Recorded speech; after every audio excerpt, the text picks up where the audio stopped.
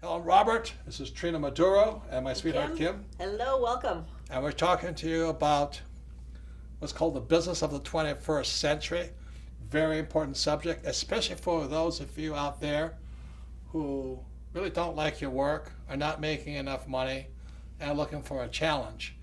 So we're talking about a subject that a lot of people misunderstand. It's called network marketing. And I've personally never been in network marketing, but my friend Donald Trump, he and I wrote the book, Why We Want You to Be Rich. Why do we want you to be rich?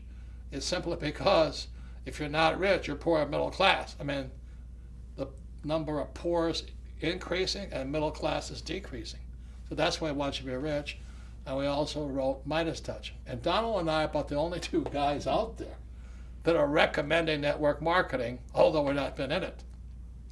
So my sweetheart Kim has been in network marketing, and Trina's been in network marketing. So we're going to be talking to you about that. And so I ask you to keep an open mind, especially if you think it's something you never would do and all this, because there's a lot of benefits to it. And today we'll be talking about the benefits other than just money. There's a tremendous benefit to being a network marketing business. So let's start with Kim real first. How did you get into network marketing? I got into network marketing because I was fired from my first job out of college. I was looking for something to do. Yes, and actually I was fired because I really wanted to learn business, and my boss wanted me to learn a job. So I didn't want to learn a job. I wanted to learn the business. I was in advertising. Say that again. I wanted to learn business, and I didn't want to learn a job. So while she wants me at my desk at her beck and call, I was working in the sales department, in the production department, in the art department, learning the business of advertising. So she fired me. But I still had this kind of this entrepreneurial bent, and so I discovered network marketing. This woman I met said, hey, there's this company, and you can be a sales rep, and you can make a lot of money. And I'm like, okay, telling me all about it. So I became a network marketer. And I was about 22, 23 years old. And I learned a ton. And one of the biggest things that I learned was selling. Because at that point in this company, a lot of it was about sales. And so here's what I would do. Because I had a lot of free time on my hands, I worked out at this fitness club. I had a membership, I had a membership at a fitness club. So I spent a lot of time at this fitness club working out because I could be in control of that, since right now I wasn't in control of a job. And then I found this network marketing company, skincare products, and I thought, perfect matchup. So I took my little kit and I went to the locker room of the fitness club, and I sat down there and I had free facials, and I'd give people samples, and they'd order from me, and it was a perfect environment because they were in there changing their clothes. They had a little bit of time. I could talk to them. I could give them free stuff. And it was working really well until I found out I was somebody's competition, and there was apparently a store right above the gym. They had a lease. They didn't want me there selling skincare products because they sold skincare products. I'm like, no problem. There's another fitness club about 20 minutes away. So I took the bus, and every day I'd go on the bus and I'd go to this other fitness club, set up my little shop and sell my products and give them free facials. And I learned about selling. I was an entrepreneur, and I was learning how to sell, and I had to learn when people said, no, I don't want it. I had to figure out what do you say to have them keep the conversation going. And it was a great experience. So then, Trina, how did you get into network marketing? Well, my story started in Kansas City, Missouri. I was fresh out of graduate school. You have one of those really affluent degrees, right? Social work. Social. Very affluent. Well, she has a big heart. 501c3, nonprofit. I'm a Wasn't it like a master's or something? I have a master's degree in social work. Yeah. So I'm a big bleeding heart. And how much student loan did you have? $50,000 plus, which was more than my salary, way more than my salary. So for me, I was at a gas station in Kansas City, and I was fresh out of graduate school, and I got approached by a man who was excited about this company. And he scared me because, I'm from the hood, so I thought that, it wasn't going to be a good interaction. And he said, oh my gosh, you have such a great attitude. I can just tell from a distance. I would love for you to come to a meeting that I'm putting on. Again, this is my first ever exposure to anything to do with network marketing. And so I didn't know this guy. He was a stranger. I took his card. I turned him down. I never showed up. A couple of months later, a group of African Americans approached me at Walmart. and told me about another company in the industry of telecommunications. They said, "Oh man, you'll be great in this industry and this business network marketing." For some reason, I always carry a smile on my face, and I'm always cordial and nice. So I must have made eye contact with this group of young entrepreneurs, and next thing you know, I was signing up for a telecommunication company. I was at Walmart signing up people for long distance. We're signing up from like 8 p.m. to midnight after work. And then one thing led to another. I became a field coordinator in this company after 3 years. And I was well on my way to a whole new business. So for me, the biggest, I would say, obstacle was overcoming the rejection. And so immediately they put me out there, and I had to go through a ton of no's. Mm-hmm. And I was just getting beat up out there. It's invaluable, isn't it? It was invaluable. That's priceless. And then we would come back to the house and we would talk about it and we would debrief about it. And my upline and my mentor always asked me, "How did that make you feel?" "Okay, we're going to go back and do it again tomorrow night." And that's the part about what really works with network marketing versus traditional corporate work. Is like everybody's your coach. Mm-hmm. Everybody wants you to make it. That's right. Whereas in corporate America, they don't want you to make it because you might take their job. Yep. Mm-hmm. So when people say network marketing is a Ponzi or a pyramid scheme, they don't know what they're talking about. Corporate America is a pyramid scheme. It goes like this, and only one person can make the top. But in network marketing, it's like this. Mm-hmm. The only way you get rich is you got to bring other people up, right? Absolutely. So there's a lot of room at the top, and your job is to go, boop, bring people up, bring people up, and you coach them into success. And you can come just hang out. They don't fire you, right? Oh, no, not at all. Not at all. You're not in a box. You realize that really the world is at your fingertip. It's up to you. If it has to be, it's up to me, is what we always say to one another, because the support system was amazing, because you go out there 6 days a week, you're beat up because you have the status quo mentality out there of everyone who have traditional jobs telling you you're crazy. You're not going to make it. You're stupid. Once you get a real job. So those voices are still there, but they don't have any effect on me whatsoever. I am bulletproof. But back then, we needed one another, like those young people in San Diego need one another to continue to core together and fight those naysayers. Yeah. But once you get through that and you break through it, the sky is the limit. And so that's why we wrote the book, Business of the 21st Century, because network marketing is the business of the 21st century. It's about cooperation. It's about being generous. Whereas business of the 20th century, which is corporate America, it's about greed, and it's about being, just hoarding for yourself. If you share, you lose. So we're in a completely new era today in the 21st century. And it's time for us to be more generous, not greedy like corporate America. And that's really the transition we're going through in our world. So before Anna, you have one of the most interesting stories about where you grew up, how you grew up in the ghetto, I guess, right? The ghetto. I mean, it's yes. tough. And I've seen the ghetto in New York, but I've never lived in the ghetto, and you have. So I've always been amazed at how you got out of the ghetto, because that's the hard part, getting out, right? That's correct. Yeah. So tell them how you were raised. Well, I was literally raised between the bullets of two rival gangs in the city of Chicago on the South Side. Barack Obama's place. Barack Obama, that's right. From Hawaii. That's right, right. We used to call him a Royal Hawaiian. He's African American, but he's Royal Hawaiian. Well, we're happy to claim him in Chicago. But it was 14 siblings in a single parent home. Your mother had 14 kids? She birthed 11, and she raised 3 of my sister's kids from birth because they were drug babies. Jesus. And so we were voted the least likely to succeed family. We had the most deplorable home. We were on government cheese, government food, Did you live food in a high stamps. rise or a house? No, we did not live in a high rise, Robert. We lived in a ghetto of Chicago. My sister lived in a 16-story high rise in the Robert Taylor homes, which were the ghetto projects. We lived in the community, and we would go there every single weekend. So our family was pretty much spread out throughout Chicago, and the small ghetto communities, as well as the high-rise Robert Taylor homes in Cabrini Green. And so I've had the best of both worlds when it comes to being on the east side, being on the west side, and the north side. And it was all very, very rough. I mean, I joke about it today, but I fear for my life every single day. I went to sleep in fear. I woke up in fear. I went to school in fear. And I was a college basketball player, aspiring to be a professional basketball player. And I would play on a playground. And it wasn't uncommon for us to sweep up the glass and clean up the blood from the night before, the violence the night before. and play basketball. And so we were literally, I grew up literally in the midst of violence. And I still remember as an 8-year-old girl, I had this dream of becoming a millionaire. And I had no idea how I was going to achieve that. I thought it was going to be becoming a professional basketball player. So I would practice my skills every single day because I knew I was going to go to the Olympics. They didn't have a professional girls team at the time, but I knew that that was going to be my meal ticket out of the ghetto. And so I did. I reached a professional status at age 21. Obviously, in basketball. Really? I did. Got a full ride to the not the WNBA. They didn't have the WNBA during that time, so I was too early, and so I had to go a different direction.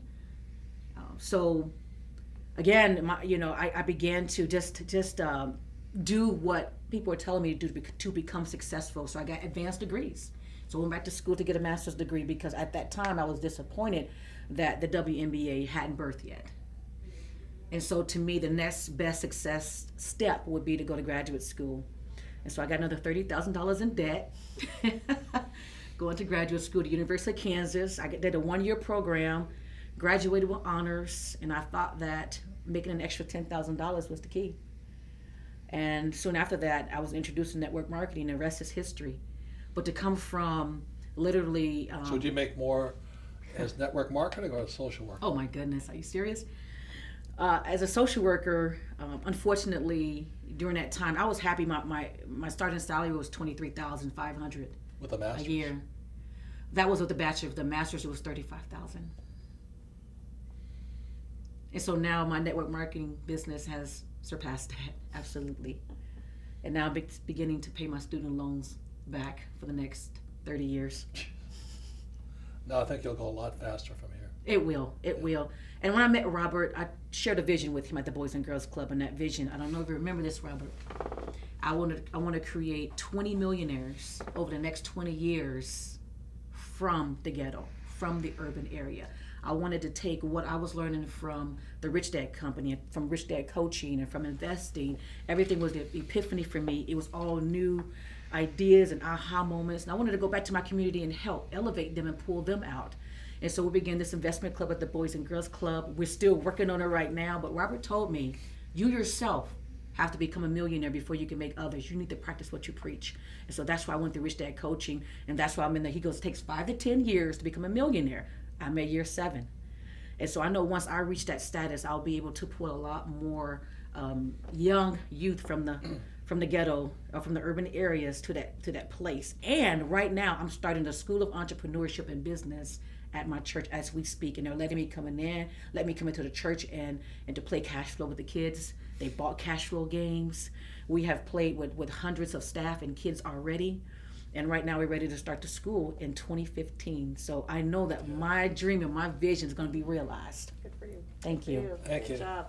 I think one of the interesting about cash flow, how we met, was we were playing cash flow in the Boys and Girls Club. It's not like normal Boys and Girls Club. There's high fence all around. That's correct. Rod And there iron. was a shooting on the steps. And there was a shooting like on the the steps. week That's before or correct. something. And then Trina says, "Oh, gotta watch out for the OGs." I said, "OGs? What's an OG?" Old gangsters. And those are the guys. They go to jail, but they come out. Correct. And they're in network marketing also, right? They're gonna recruit new kids to sell drugs. Absolutely. So it's They have the a same sales pro- force. Yeah. So they have to put a fence up because the old gangsters would come by and recruit kids and That's sell correct. drugs from. That's correct. So here I am, me and my little yuppie outfit and all this, and with carrying my little cash flow games in there, and like, holy Christ, I mean, we're in the ghetto in Phoenix. But that's when it touches your heart, because I still remember there's this one kid, he was considered retarded, he couldn't speak, and all He this. was in special ed. Huh? He was in special ed. Yeah, so the other kids, they're just choosing between gangsters or network marketing. That's correct. Yeah, I'm looking at this kids. I said, I know what's on. When you're 15, 16 years old, you know what's in their That's minds. right. And they're planning. So That's right. I sell a couple vial, little crack, and all that, and make a little money. I mean, no joke. That's what they That room was full of pimps, prostitutes, and drug dealers. yeah. No wonder And it was just. I felt at home amongst them for some reason. But there was that one kid who everyone bullied, but Yeah. he wanted to be a Yeah. part of it. Yep. And he could barely talk. He stuttered, and he was in the lowest remedial classes in his school. And he played cash flow and all. That's right. The lights went on, didn't That's it? right. The lights went on, and when he was done, he didn't get out the rat race, but he finished the game positive cash flow. Yeah. He told his mother, take me out of special ed. I want to be in mainstream school. And then that next day, the mother came and bought a cash flow game. And that family played ever since then. Yeah. And that child was not the same Yeah. kid every single day. He did not want to read the same books he was reading. He wanted to be challenged at a new level. Yeah. And I get choked up just thinking about this kid and this family and how cash flow has just changed their life. And if it just changed one family's life, my time there was worth it. Yeah. But it changed many, but that one family stuck with me. But you took it even further because you said the kids can't change unless the parents change. That's correct. So then Trina went in there and she had all the parents That's of these correct. kids who were choosing to be drug dealers and pimps and prostitutes. She brought the parents in to change the kids, right? That's correct. The parents came in and we taught them financial education. And Robert, you don't remember this, but a team came in. Anita, Kelly, they all came in once a From week. the Rich Dad Company. From the Rich Dad Company and taught us at the Boys and Girls Club. And some of those parents I hired as staff members to give them cash flow to afford silver every week. Yeah. So at lunchtime every day, it was who's going to go get silver? Because the goal was to buy so many silver coins That's per correct. month or Per week. per week. And So- these are parents that were barely No jobs. they had $7, no, $8 per hour. Yeah, and at the end of the month they were out of money. They were out of money. Yeah. But we were buying silver somehow every you single guys were week. buying silver, We were yeah. buying silver every single week on 40th Street in Camelback. And we would take our lunch break and one person would leave because everyone could leave at the same time. There no supervision for the kids. And they couldn't wait to go see Robert, our friend Robert there, who sold the silver. It was $11 an ounce at that time. And we watched the market every single day. And it just completely altered our lives and changed our perspective on investing, and it really gave kids a hope. And those kids who were pimps, prostitutes, and drug dealers, they literally wanted to put their colors down and go to real estate school. Wow. And then also, didn't the parents start buying vending machines or something? Oh yes. And so we wanted to start these micro businesses. And so from all this silver we collected, we took a picture. We had over 200 ounces after 2 or 3 Wow. years. Well, exceeded your goal. We well exceeded our goal. Yeah. We started an LLC called the Silver Million. We wanted to start our first million with just silver, and we wanted to buy vending machines to create more cash flow to buy more silver. Right. I got it. And so that's really the joy of the work. Like I said, this business of the 21st century is about being generous, while doing business in the industrial age is about being greedy. So that's why, very happy Trina comes into our company every Tuesday, because we study, because study is our future. Absolutely. I'm honored. So anyway, thank you all for listening. Final Thank words, you. Kim? So my final word is, we've been talking a lot about network marketing, and one of the beauties of network marketing is the support group and the mentoring right. and the coaching that That's right. happens. And Robert and I have coaches for all sorts of things, coaches for fitness, coaches for business, coaches for investing, because when it's just me trying to figure something out, I need a coach. Absolutely. So the value of the Rich Dad coaching is similar in what you're talking about with the support group of network marketing. Is somebody that's there, and I think the most important thing that a Rich Dad coach does is hold you accountable to do what you say you're going to do. So if your goal is this week to do ABC, they're going to say, did you do ABC? Yes or no? If no, why didn't you do it? And really kind of walk you through that and make sure that you handle those steps that you need to handle to be accountable to yourself, to have the success and get your goals that you want. So I think it's a very very valuable part of the Rich Dad Company. So Trina, final words, and thanks for being a friend for all these years. Absolutely. It's been an Teacher. honor and a privilege. And I feel like a kid in a candy store. This is my financial church, is what I tell people. I go to church on Sundays. I come to Tuesday as my financial church, and Robert is my preacher. He's very prophetic too. It's just amazing. I've had the time of my life, but I always tell people that network marketing isn't perfect. It's just better. And like any other company out there, there's some network marketing companies out there that are not so good. That's what's extremely important, to have mentors and great coaches, because then they can help you break down the compensation plan, help you make realistic goals. Goal setting is huge, and help you to cognitively set out your plan. Overcome your fears and Overcome doubts. your fears and doubts.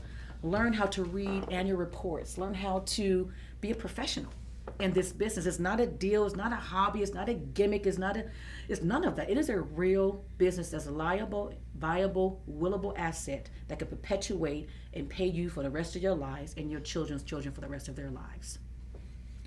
And what I want to say is that the most important thing about business, it's not about how much money you make, but how many people you serve. So anyway, that's why we're in the business we're in. We have enough money, but there's a lot more people to serve. So thank you all for listening. Thank you. Thank you.